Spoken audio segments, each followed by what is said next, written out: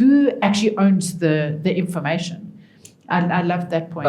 Look, so for instance, sorry to rehash for those who probably know it. So in South Africa, we recognize traditionally 5 types of intellectual property. Trademarks, patents, designs, copyrights, and trade secrets, or plant breeders' rights. But now for copyright, AI in this case would fall under the category of copyright. Now, but in terms of South African laws, in fact, most laws are sophisticated countries, Australia, United States, England, they recognize as a key element of copyright, there has to be authorship. Who's the author? Now, the author in this case, it's South African laws, or most copyright laws, relates to a human being. It must be a person who's authored it. It can be a computer-generated works, but the main author or person who had control over the system that generated that computer system must be a human being. Just like with painting, just like with drawing, it's a human being. Now with AI, who do you say is the author? You know, who do you point it at? So that's where a lot of countries now having that debate. In South Africa, for instance, we don't have AI laws. The most we have, it's not a law, it's policy that was adopted by government, but there's not much happening around it. But there's still a big vacuum around legislation that deals directly with AI or that talks to AI. Well, some people, depending on how tricky you want to go around it, you can find reliance in copyright. But again, the question will become, who's the author? You understand? Well, everyone will say, but the author has to be a human being, a natural person, someone who breathes like me and you. And so that's always the issue. Where is this author from? Where do you locate? Say, for instance, I want to issue court proceedings against you. Who do I cite? You know, where do I issue? You know, I don't know this person. So, you know, who do I cite in the papers? AI something? Surely you can't do that. So authorship is really the problem. Maybe there's ways in which that can be cured to align it with what's currently happening. But look, I mean, if big economies like the United Kingdom or the United States are still debating that concept, then I think we still have a very long way to go. But I think to address that, then we probably have to amend the Copyright Act. But we've seen it's not easy to amend it. I mean, that's performers, what bill has been before Parliament for the past 15 years. So yeah, that's where we are. But I'm just thinking from an academic space. I'm busy studying at the moment, and when I hand in assignments, I've got to do a reference list, and I've got to go and cite material that I've used to justify my arguments. So how do we do that with AI? If there's no authorship, how do we... I mean, and we can read it, right? You can hear and you can see when AI has written something. I wonder what is the way forward? The stance that we've taken is, number one, you as a generic statement, you know, unless there's very specific pieces around it, number one, you can use it for brainstorming, ideating. The obvious one is the editing, which has been there for a long time. Remember those little red lines, blue lines? It's been there. So if you've used it, we ask you to reference your tool. And what we also ask is that you submit your prompt as well as the answer so we can see that it has been interpreted. So it would be the same thing that you would be doing, reading something, interpreting it, and then referencing it, citing it in some shape or form. And that's the stance that we've taken from a policy perspective. So you are attributing it to something.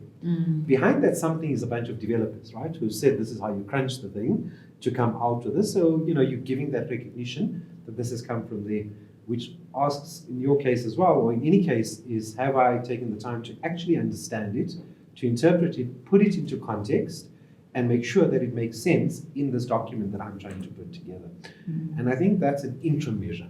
I think, but it's an effective interim measure because it asks people the ethical piece, which I think we don't often talk about, is have I taken the time to think about this output? Have I taken the time to analyze it, to understand it, to be able to put it into a document that I'm claiming, at the end of the day as a declaration, is my work. And I've appropriately referenced, acknowledged anyone else. Look, I mean, the honest truth is, from an academic perspective, when we're publishing academic journals, there's we've got to submit a letter to say, I did use it, or I did not use it, how I've used it, why I've used it. I think a part of that is is the other side, Leigh, which is just a few things from an education perspective. Number one, what my bigger fear is the ability to write or communicate in written language.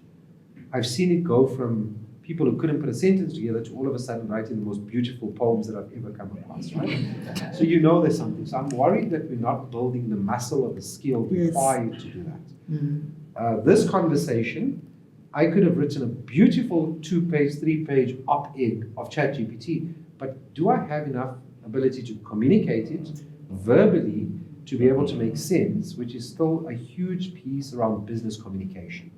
So there's written, there's spoken, but there's written and spoken together. But my question, and I maybe Leigh, I want to pose this, and just as a thought to everyone here, when we talk about the impact of AI on education, are we educating ourselves in this room? And I ask that question because we're competing with time. We've got 24 hours in a day, no one has a second, more or less.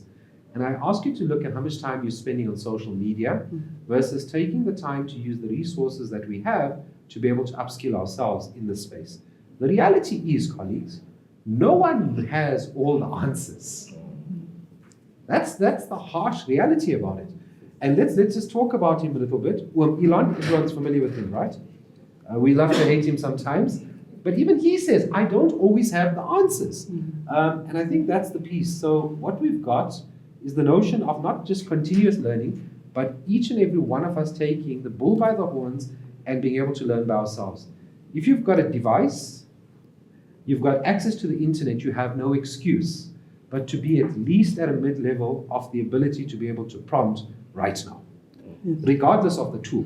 By the way, if you learned prompting 12 months ago, that prompting framework is no longer useful for you today. And I challenged this and I showed it out to everyone to say, this is what we told you, but look at the new way of prompting, because as the tech goes up, your prompting and your ability to question also needs to increase. So we're no longer in a continuous learning, is we are always learning. On a daily basis, my view is on a weekly basis, and maybe I'm biased in this, but you should be spending at least 45 minutes to an hour just listening and trying to do something.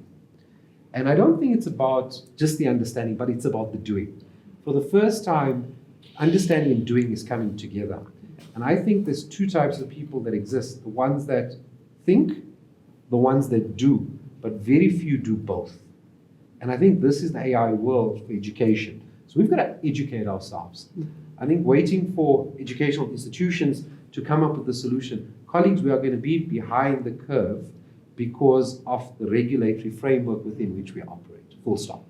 Education probably is one of the sectors that changes the slowest out of every sector out there. And that's because for me to get a course approved, it takes a year to put it together, hopefully 6 months, best case scenario, to get it approved at a Senate level. By that time, it's 2 years past and I'm now trying to deliver a brand new course. Now just think about that. Imagine I was 2 years behind. So you've got to be able to start thinking a bit quicker in how we do it. So I think we've got to ask ourselves that question. I think the other piece that we're avoiding here to a large extent is bias, right? And I think we like to say AI is biased. Colleagues, don't forget, you can't regulate technology, but you can regulate the developers of that technology.